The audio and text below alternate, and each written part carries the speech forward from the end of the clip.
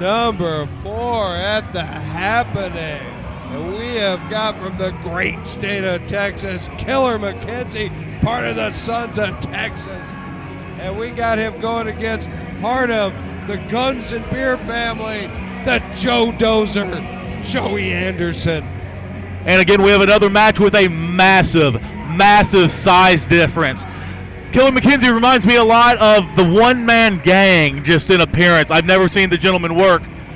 If one-man gang and Bam Bam Bigelow somehow were put in a blender and poured out, you would have Killer McKenzie.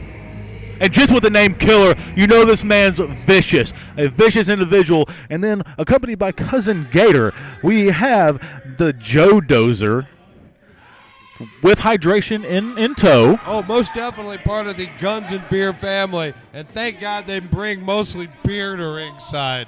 Well, I'll tell you right now, if I was across the ring from Killer McKenzie, I'd probably want shots. I'd probably want some Jack Daniels myself because I'd have to be drunk to go against that.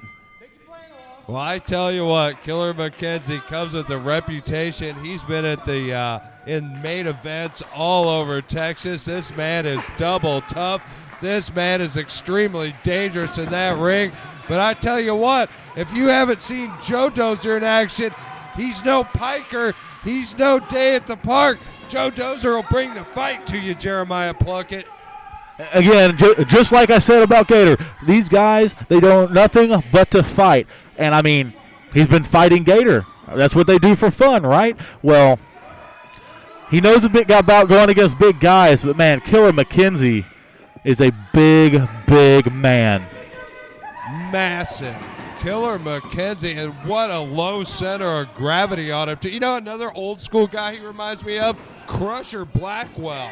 I could definitely see that, yeah. You can see the resemblance and already showing his size.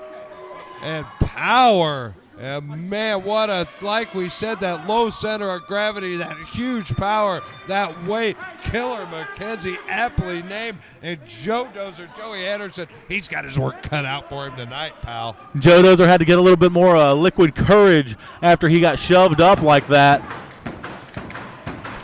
Well, I would be in no big hurry to get back at Killer McKenzie myself. I don't have the skills of a JoeDozer, but I couldn't run fast enough from a Killer McKenzie. I'd have to hope I had the speed advantage, Jeremiah. That's all I could do, run.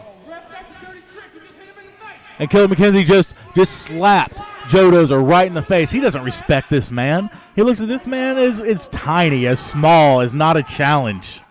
Well, this is not the JoeDozer's first trip to the Proving Ground. He's been here as parts of the Guns and Beer family, so he's mostly been involved in tag and multi-man action here. He was on the winning side in February in Havana as part of a 6-man team, but the one-on-one action with Killer McKenzie's a whole different animal. And I don't know if I agree with going for a test of strength. I gotta think that's a mistake. I think you're absolutely on it. But I tell you what, it was a mistake for all the reasons I didn't think. Killer McKenzie cheated immediately. You know, and I have an idea that we're not going to see a lot of fancy moves out of Killer McKenzie. We saw a knee to the gut, punches to the face. I mean, he's a fighter. And why did he unload that chop on JoeDozer? That was a massive chop. I already see the chest of JoeDozer bruising, followed by a big clubbing forearm, like Greg the Hammer Valentine used to throw to the chest.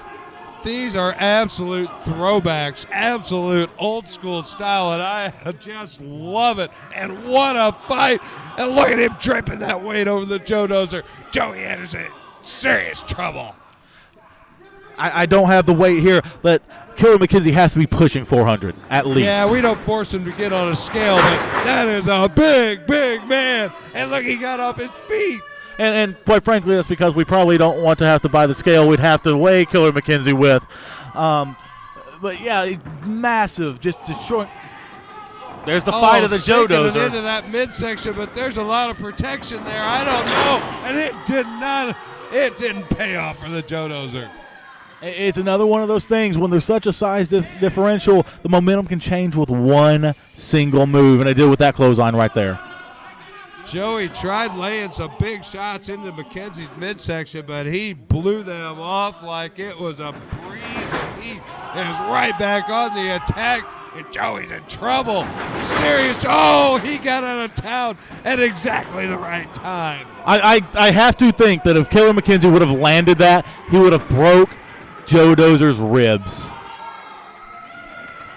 Joe better press the advantage. He's created a reversal and a reversal, and he's back in trouble again here, Jeremiah. Oh, but he found a big boot, and boy, did he need it. Going for that avalanche again. Keeps going back to the well because he knows that'll work. Body, but driven almost through the ring. Oh, but near the ropes and managed to kick out. Caught that crossbody and just changed the momentum, slammed him into the mat, and then put that near 400, if not over 400 pounds, right on top of JoeDozer's midsection. Wow, what a brutal assault from Killer McKenzie. He is nobody to play with in that ring, but a nice jawbreaker from JoeDozer. And look at him unleashing on McKenzie, and look at the punishment. Look at those bruises on the back of JoeDozer from the rope. McKenzie's absolutely unleashing on this kid. And another thing, I mean, JoeDozer's pulling out everything he can. He's trying to headbutt the man, but I don't think headbutts. I don't think hitting. And a big elbow.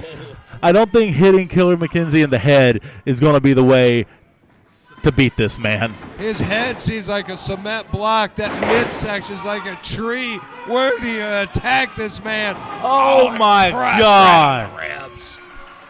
That could have broke his sternum. 400 pounds sitting right on your chest. Reminiscent of Earthquake.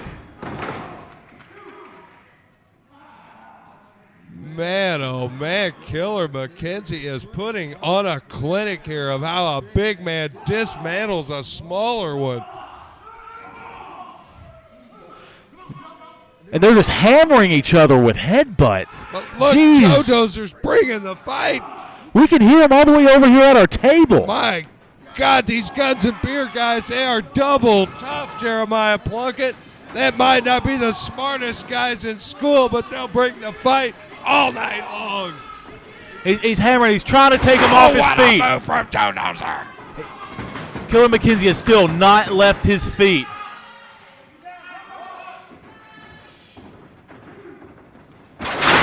Oh, and a missile drop kick from the second rope, and McKenzie's down.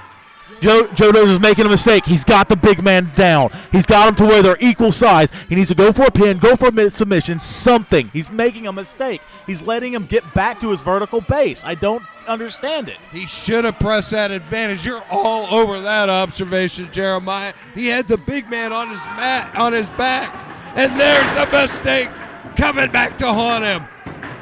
A huge sidewalk slam, and the winner, Killer McKenzie.